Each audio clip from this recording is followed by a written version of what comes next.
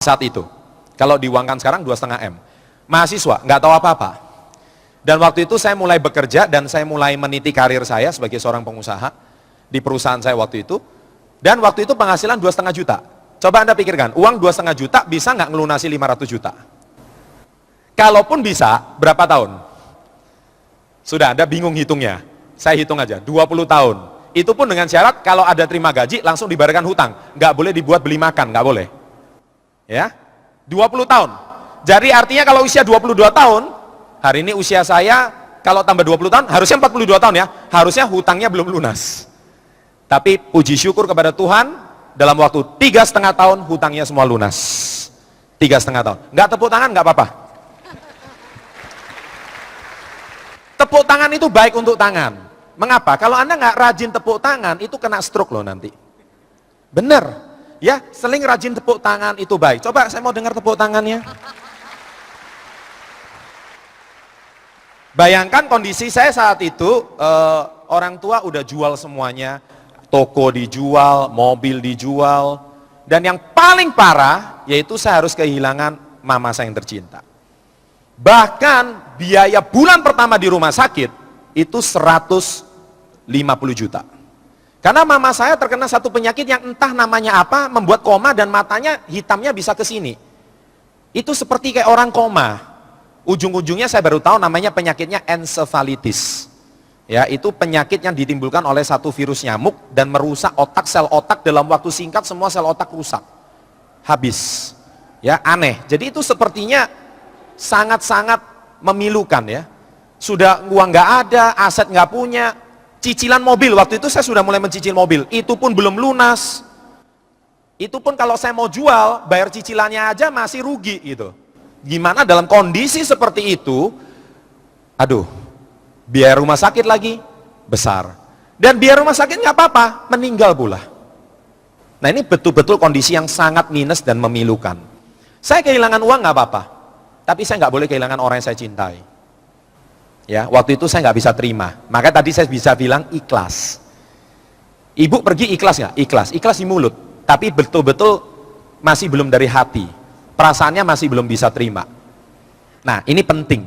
Bapak, Ibu, adik-adik yang saya cintai. Ya, jadi waktu itu saya bertekad satu mimpi suatu malam. Nah, itu kisah lengkapnya ada di buku tersebut. Mimpi tersebut yang menyadarkan saya. Dari mimpi itulah saya bertekad dan berjanji sama mama saya, "Mah, saya harus bangkit. Saya harus bangkit. Saya nggak boleh terpuruk lagi. Saya harus kuat. Saya harus menghadapi ini dengan tegar. Bukan cuma dengan tangisan air mata, karena tangisan air mata tidak mengubah hutang saya dari lunas menjadi dari ini jadi lunas, tidak. Air mata tidak merubah segalanya. Tapi hikmah di balik air mata itulah yang akan mengubah segalanya." Dan saya bertekad, saya berjanji sama diri saya mama, sama almarhum mama saya. Suatu hari saya buktikan. Saya akan datangi satu persatu orang yang setiap hari menagih hutang ke rumah. Setiap hari pagi sampai malam. Satu persatu saya akan datangin. Dan saya akan bertekad satu persatu saya akan bantu lunasin. Saya bilang gitu sama diri saya janji. 3,5 tahun lamanya. Ceritanya saya persingkat. Kalau gimana ceritanya terlalu lama ya, 3,5 tahun semuanya lunas. Betul, disingkat kayaknya lebih bagus tuh Pak. Semua lunas. Jangan terlalu lama, nanti stres ya. Dan usia 26, saya bertekad sama diri saya, "Pak, Ma, rumah yang dijual saya akan beli kembali." Saya bilang, "Kenapa saya harus beli kembali?" Karena rumah itulah saya dilahirkan. Dan saya bilang sama papa saya, rumah di mana saya dilahirkan tidak boleh hilang. Saya janji sama papa saya, rumah itu akan saya beli kembali. Dan usia 26 saya beli kembali untuk ayah saya. Itu ceritanya. Dan usia 30, bukan cuma saya bisa beli rumah yang hilang, tapi saya mencetak 10 M pertama saya di usia ke-30. Dan ini kisah memilukannya udah selesai, jangan lama-lama. Nanti kalau mau detailnya ada di buku, ya. Iya, betul sekali. Dan saya akan Kita tinggal beberapa menit lagi nih, baik, Pak Chandra. Saya nggak cerita lama, ini kondisi bisnis saya sekarang. Jadi saya di perusahaan saya, kalau Mas Elang di bidang developer, saya di bidang network marketing. Ya, perusahaan saya bernama KK Indonesia. Dan hari ini saya membawai 5.000 manajer dan 100 orang director yang saya pimpin dan tersebar di hampir 25 provinsi di Indonesia. Dan aset network saya kurang lebih senilai 75 M, itu bukan saya yang menilai, Ada satu pakar yang menilai kurang lebih seperti itu. Kemudian saya cerita tentang badai, ya jadi saya bilang sama ayah saya, oke deh, sekarang kita udah hidup lebih baik, papa mau keliling ke dunia manapun saya akan kirim deh. Papa bilang, papa kerja 30 tahun nggak pernah ke luar negeri. Kalaupun ke luar negeri tapi nggak pernah ke China, oke saya kirim ke China. Saya pulang dari China, papa bilang, pap mau kemana aja? Papa pengen keliling dunia. Ya udah, akhirnya saya wujudkan impian orang tua saya keliling 5 benua, ya. Dan saya nggak tepuk tangan nggak apa-apa. Ya, harus. Ini saya ke 5 benua, di benua Asia saya bersama istri, benua Afrika, Australia, Amerika, dan Eropa. Saya singkat aja, ini rumah saya dan anak saya yang paling kiri itu mewarisi bapaknya, sifatnya ya. Oke, terus kemudian apa rahasia saya bisa melunasi hutang keluarga sebesar 500 juta di usia 25 dan mencetak 1 juta US. Saya akan satu video, boleh ya? Saya putar satu video. Oke, saya minta videonya dinyalakan. Tolong, ini penting banget ya, penting banget. Saya ingin waktu yang lebih. Ini kisah mirip kisah saya. Waktu kecil seringkali kita mungkin punya seorang ayah, ya.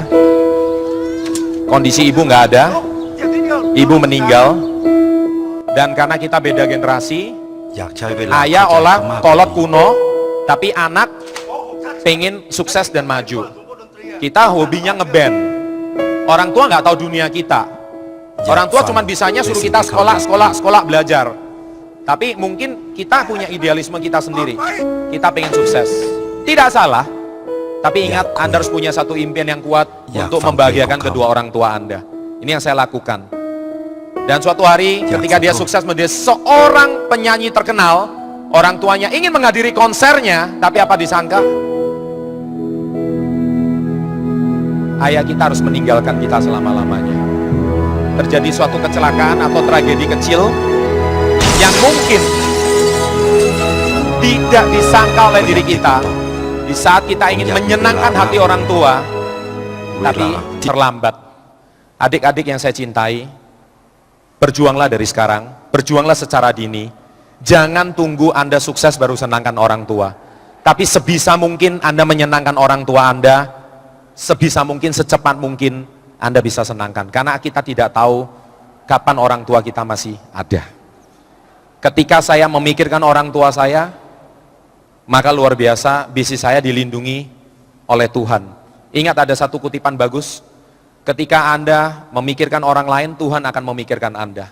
Tapi ketika Anda memikirkan diri sendiri, Tuhan akan memikirkan orang lain. Ya, maksudnya apa? Jangan pikir diri sendiri. Senangkan dulu orang-orang yang Anda cintai, khususnya orang tua Anda. Karena tanpa mereka, Anda tidak ada di dunia. Ya, Anda nggak ada di dunia. Saya percepat, kalau Anda mau jadi miliarder, ada 5 poin ini, langsung difoto aja. 1, punya keberanian, berjiwa besar, smart, pejuang keras, dan kepemimpinan. Oke? Dan yang terakhir, setelah mengenal karakteristik tersebut, mengapa Anda belum sukses? Karena sukses itu ada 4, D, doa, C, cita-cita, B, bekerja, dan A adalah alat. Anda mungkin sudah rajin berdoa, sudah punya cita-cita, sudah rajin bekerja, tapi Anda salah memilih alat. Karena semua miliarder memiliki alat. Mas Elang, alatnya adalah sebagai developer. Saya di bidang network marketing. Apa alat Anda? Kalau Anda salah memilih alat, Anda juga nggak bisa jadi miliarder. Jadi berdoa nggak cukup, cita-cita nggak cukup, bekerja nggak cukup. Harus pilih alat yang tepat. Ya, tips dari saya, apa alat Anda? 1% menjadi atlet, artis, 5% menjadi salesman, 10% menjadi CEO, 10% menjadi pengacara, tapi 74% jadilah pengusaha. Itu yang paling penting. Menurut Robert Kiyosaki, dibagi menjadi 4 karir pekerjaan. E itu adalah employee, karyawan. S itu adalah self-employee atau small business owner, usaha yang kecil. Yang di kuadran kiri artinya Anda harus bekerja dulu baru mendapatkan uang. Tapi menurut Robert Kiyosaki di kuadran kanan adalah B dan I, business owner dan investor. Yaitu saat itu uang yang bekerja mencari Anda, sistem yang bekerja untuk membangun bisnis Anda. Yaitu kuadran B dan I. Nah, kebetulan saya kenapa bisa cepat melunasi hutang? Karena saya membangun bisnis di kuadran B. Sehingga membuat bisnis saya dalam waktu singkat, semua hutang tersebut bisa lunas. Ya, dan ini sedikit saya tutup dengan kisah hidup saya 2 menit sebagai penutup. Mari.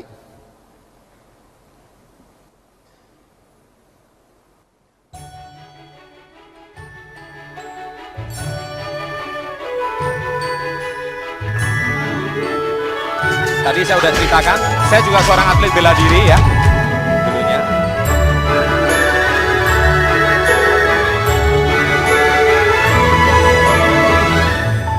Saya mantan guru les. Saya memilih untuk menggeluti dunia network marketing. Tapi siapa sangka, waktu saya usia 21 menjelang 22,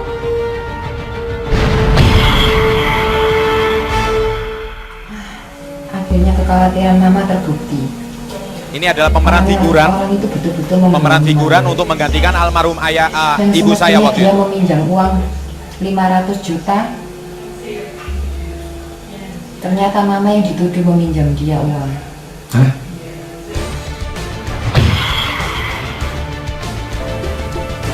Semua kita jual. Semua dijual, habis, tak tersisa. Untuk bayar hutang pun semuanya masih habis, ya. Gak ada yang tersisa sama sekali. Rumah habis, semuanya habis. Tapi satu yang gak habis, yaitu semangat, harapan untuk bisa bangkit. Itu yang saya gak pernah habis. Semuanya bisa bangkit. Saya kehilangan orang yang saya cintai, itu yang paling terpuruk, ya.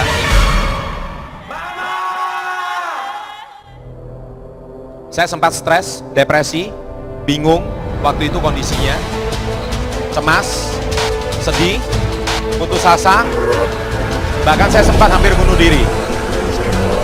Sempat ya. Tapi satu malam, sepertinya tadi saya ceritakan, satu mimpi yang telah menyadarkan diri saya untuk saya bangkit, untuk saya jangan terpuruk, untuk saya tetap memiliki satu semangat untuk keluar dari keterpurukan. Dan mimpi itulah yang memberikan saya satu semangat. Inilah kisah hidup saya. Bagaimana saya bisa mengubah hutang tersebut bukan sebagai keterpurukan, tetapi saya bisa mengubah itu semua menjadi semangat, inspirasi untuk saya menjadi satu kehidupan yang lebih baik. Ya.